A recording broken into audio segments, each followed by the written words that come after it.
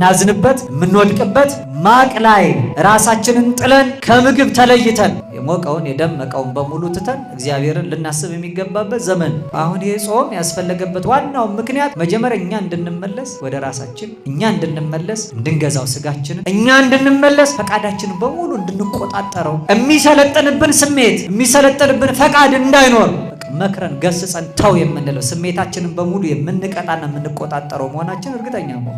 ለእግዚአብሔር ከመገዛት ቀዳሚው ራስን መግዛት። ሰው ራሱን ሳይገዛ ለእግዚአብሔር መገዛት አይችልም። ምክንያቱም መጀመሪያ ራሱ የራሱ መሆን አለበት። እኛ የራሳችን ነን ወይ የሚለውን ማወቅ አለብን። ማለት ዓለም አልገዛንም ወይ? ምድራዊ ሐሳብ አላታለልንም ወይ? ጊዜያዊ ቅር ጠልፎ አልጣለንም ወይ? እኔ ራሴን ገዝቻለሁ፣ ጾማለሁ፣ ጸልያለሁ፣ እግዚአብሔር ቤት የሚገባውን ደግሞ እሰጣለሁ። ይሄው ከሱ ከፊቱ ወድቄ እነሳለሁ፣ ሰግዳለሁ፣ መጸውታለሁ። መጾማችን ልማድ ይባላል። የመጾም ሐኪምም እያዘዘ ለጤና ሲባል ራስን ከምግብ መጠበቃል። ስለዚህ ይሄ ጊዜ እኛ ነቅተን ራሳችን የምንጠብቅበት። ከምንድነው የምንነቃው? ለጽድቅ የምንነቃው ከኃጢአት የምንለይበት ዘመን ነው። በልተው ጠግበው ሲያምፁበት ለራሳቸው ፈቃድ አሳልፎ ሰጣቸው ይላል። እሺ ብንለው በረከቱን ያበላናል፣ እሱም እሺ ይለናል። ስናምፅ የአመፅን ዋጋ ይሰጣል። ዳዊት ለዚህ ነው ከአመፀኛው ጋር እግዚአብሔርን አመፀኛ ሆኖ አይቶታል። ምን ይላል? ከቸር ሰው ጋር ቸር ሆነህ ትገኛለህ፣ ከአመፀኛ ጋር አመፀኛ ይለዋል። ከጠማማ ጋር አለ ሎቱ ስብሐት እግዚአብሔር ጥመት የለበትም። ለጠማማ ሰዎች የጥመት ዋጋ፣ ለደካማ ሰዎች፣ ለጎሰቆሉት ሰዎች፣ ከሕጉ ለራቁት ሰዎች እግዚአብሔር ርቆ ለጥፋታቸው አሳልፎ ይሰጣቸዋል። አሁን አንዳንድ ጊዜ ጉዳዮች ሲደርሱብን፣ ፈተና ሲሰለጥንብን እኛ ከአቅማችን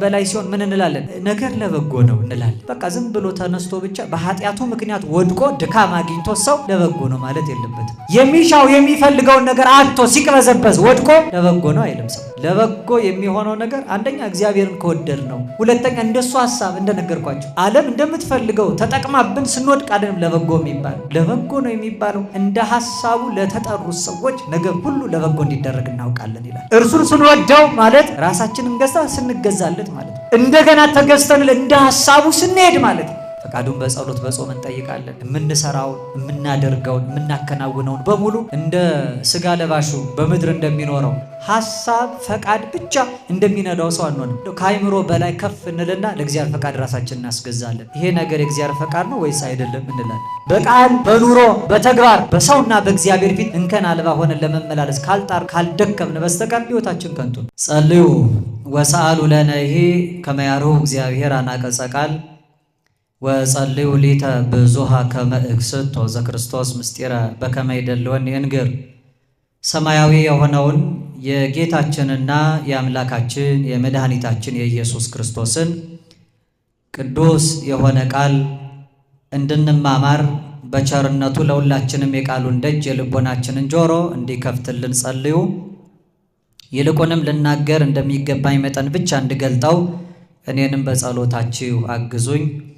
ለእኔ ለደካማው ባሪያ ተናጋሪ አንደበት፣ ለእናንት ለአገልጋዮቹም ሰሚ ጆሮ፣ አስተዋይ አእምሮ፣ ውሳጣዊ ልቡና፣ መንፈሳዊ ሰብዕና እግዚአብሔር በቸርነቱ ያድለን። እውቀትን ከምስጢር ጥበብንም ከማስተዋል እያስማማ ለፍጥረት ሁሉ እንደ በጎ ፈቃዱ ማስተዋል የሚሰጥ ጥበብን የሚገልጥ ልሳነ ዓለም ከሳቴ ምስጢር አምላካችን አንዱ እግዚአብሔር መንፈስ ቅዱስ የራቀውን አቅርቦልን የረቀቀውን አጉልቶልን የተሰወረውን ገልጦ የተከደነውን ከፍቶ እንድንረዳ ይርዳን። ህጥይተ አምሳል እምነ አምሳላት ከምሳሌዎች ሁሉ ምሳሌ ታጣላት። ምንም አይነት ምሳሌ ከምንም ተገኝቶ ክብሯን የማይገልጥላት መዝገበ ምስጢር የቤተ ክርስቲያናችን አንደበት ሰዓሪተ መርገሙ ለአዳም መድኃኒታ ለሔዋን የምንላት የእኛ የደካሞቹ የኃጥአን ተስፋ ለዓለም ሁሉ የመዳን ምክንያት ለሞተው ለተቀበረው ዓለም ከሞት በኋላ ሕይወት ከመቃብር በኋላ ትንሣኤ የሆነ የዓለም ሁሉ መድኃኒት ክርስቶስ የተገኘባት በጨለማና በሞት ጥላ መካከል ተጥለን ለነበርነው ከድቅድቅ ጨለማ ወደሚደነቀው ብርሃን እንድንሻገር ማንም የሚቀርበው በሌለው እውነተኛ ብርሃን ውስጥ የሚኖረውን ፀሐይ ጽድቅ እግዚእነ ኢየሱስ ክርስቶስ በማኅፀኗ ተሸክማ ወደ ዓለም የወለደች እመብርሃን ድንግል ማርያም በአማላጅነቷ አትለየን። በቅዱሳኑ ቃል ኪዳን እግዚአብሔር አምላካችን ቸርነቱን አብዝቶ በመስቀሉ መርቶ ይህን የመከራና የፈተና ዘመን በቸርነቱ ያሻግረን። ከእግዚአብሔር ፊት መጥፋት ይቻላል? ይቻላል? የእግዚአብሔር ፊት የሌለበት ስፍራ አለ? ያው እግዚአብሔር ሁለት አይነት ፊት አለው። ፊት የሚባለው ይሄ መልክ ገጽ ብቻ እንዳይመስለን ማለት ነው። ፊት የሚባለው ገጸ ምሕረትና ገጸ መዓት አለ። ከእግዚአብሔር ከምሕረቱ ፊት ታጣ። በጎ ነገር ያልሰራ ሰው እግዚአብሔርን ያጣ ሰው ከእግዚአብሔር ፊት የታጣ ይባላል። ለዚህ ነው የማናስበውና የማንረዳው በሊናችን የሌለውን ነገር አጠገባችን ተቀምጦ እንኳን እናጣዋለን። ለምሳሌ አንድ ሰው መቼም አንተ አይሆንልህም አታይም፣ ግን ግባና እስኪ እቃው ፊት ለፊት አለ አምጣ ቢባል አታይም የሚለውን እያሰበ ስለሚሄድ ሳያዩ ይቀራል። ከዛ ሰው ይመጣል፣ ይሄ እኮ ነው ፊት ለፊት ያለው ብሎ ያነሳዋል። እንደ አስተሳሰብ ምርምር ደግሞ ይሄ ፐርሰፕሽን ኦፍ ብላይንድ ስፖት ይባላል። ምን ማለት ነው? አይምሯችን ላይ ስዕሉን ያጠፋዋል። አለማየቱ ትልቅ ስዕል ይሳላል። መጀመሪያ አለማየቱ ትልቅ ስዕል ይሳላል ማለት አታይም የሚለውን ቃል አይምሯችን ላይ አድርገን ንብረቱ እንኳን ቢኖር እሱን ማሰብ ስዕሉን አይምሯችን መሳል ያቆማል። የማናስበውና የማናስተውለው ነገር ከሊናችን ይርቃል። ለዚያ ነው የማያስባቸውና እግዚአብሔር የማያስተውላቸው ሰዎች ከእግዚአብሔር ፊት የራቁ ናቸው። እግዚአብሔር በሁሉ ቦታ አለ። በእግዚአብሔር ፊት እያሉ ግን እግዚአብሔር የሌሉ ብሎ ይተዋቸዋል፣ አያውቃቸውም።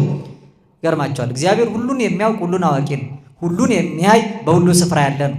ነገር ግን በሁሉ ስፍራ እያለ የማያቸው ሁሉ ቦታ እያለና ሁሉን እያወቀ የማያውቃቸው ሰዎች አሉ። ታስተውላላችሁ። በማቴዎስ ወንጌል ምዕራፍ 25 ላይ ከ10 ቆነጃጅት መካከል 5ቱ ልባም መቅረዙ ላይ ዘይት ኖሯቸው መብራታቸውን አብርተው የገቡ ናቸው። 5ቱ ግን ዘይት ያልነበራቸው ናቸው። መብራት ስለሌላቸው መብራታቸውን ሲጠፋባቸው ዘይት ፍለጋ ወደ መንደር ሄደው ሲመለሱ አዳራሽ ተዘግቷል። ሙሽራውን እንዲያስገባ ሲለምኑት እንዲህ አላቸው ይላል፣ አማን አማን እብለክን እያመረከን እውነት እውነት እላቸው እኔ አላውቃችሁም አላቸው። ሁሉን የሚያውቀው ሙሽራ ጠርቷቸው እድምተኛ ሆነው ነገር ግን አላውቃችሁም አላቸው። የማያውቃቸው የማያያቸው ከፊቱ የሚጠፉና የሚታጡ ሰዎች አሉ። እግዚአብሔር በአማልክት ማህበር መካከል ቆመ ይላል። ኃጢአተኛ ባለበት ስፍራ እግዚአብሔር አይቆም። ኃጢአተኛም እግዚአብሔር ፊት መቆም አይቻለው። ምክንያቱም አሁን እንደምትመለከቱት ወጀቡ ብዙ ነው፣ ማይበሉ ብዙ ነው፣ ነፋሱ ብዙ ነው፣ መከራው ብዙ ነው፣ እንግልቱ ብዙ ነው፣ ስቃዩ ብዙ ነው፣ ሞቱ ብዙ ነው። በዚህ ሞት መካከል ግን በጣም ብዙዎቻችን ምንም እንዳልተፈጠረ አስበን እንተኛለን፣ ተኝተን እንነሳለን። ምን ያስተኛችኋል?